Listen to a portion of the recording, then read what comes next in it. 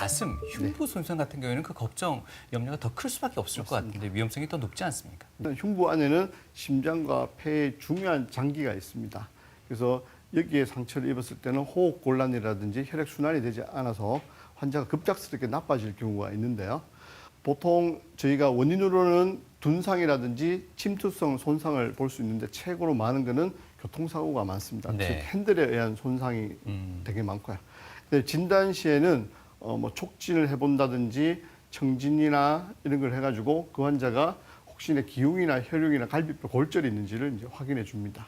근데 이렇게 흉부에 심한 손상이 있을 때 현장에서 전문가가 아닌 다음에야 어떻게 뭐 전문적인 처치를 할 수가 없습니다. 그래서 환자들이 다발성 골절이라든지 아니면 골절을 통해서 폐나 심장에 어떤 상처를 입히는 이런 흉부의 손상을 받을 때는 어떤 전문적인 처치를 하기 전에 119를 부르고 그다음에 이렇게 환자가 제일 편한 자세로 앉거나 누울 수 있도록 하고 그다음에 모포나 수건을 대어가지고 아픈 부위를 이렇게 감싸줍니다. 그래서 최대한 통증을 경감시키고 편하게 숨 쉴 수 있는 자세를 찾는 것이 중요합니다. 그리고 119가 오면은 도움을 받아가지고 곧바로 응급실에 오셔야 됩니다.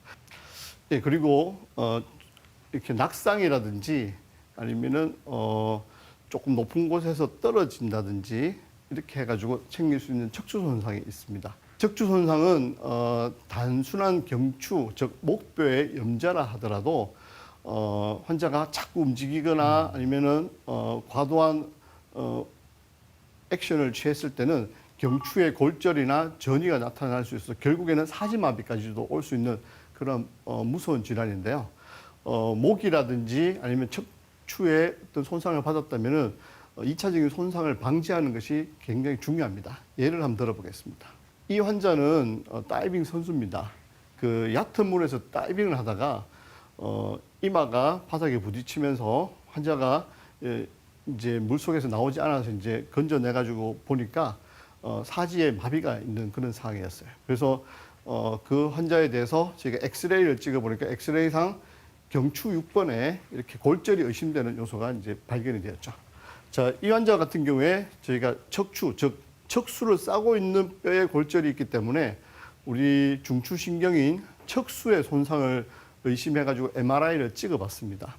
MRI를 찍어보니까 경추 6번에 이렇게 부러진 뼈에 의해서 뒤로 밀리면서 밑으로 가는 신경이 마비된 걸 볼 수가 있었습니다. 그래서 환자는 사지마비가 나타난 거죠.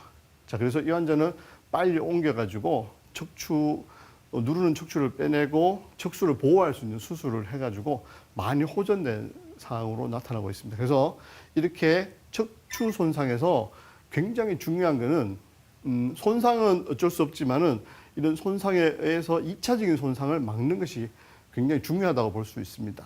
자, 그래서 이런 환자들이 왔을 때는 목이 다치거나 허리가 다치면 무조건 이렇게 목을 보호할 수 있는 보조기와 더불어서 척추를 이렇게 고정할 수 있는 스파인 보드를 대어줍니다. 스파인 보드도 대어줄 때 이렇게 여러 명이 붙어서 이렇게 환자를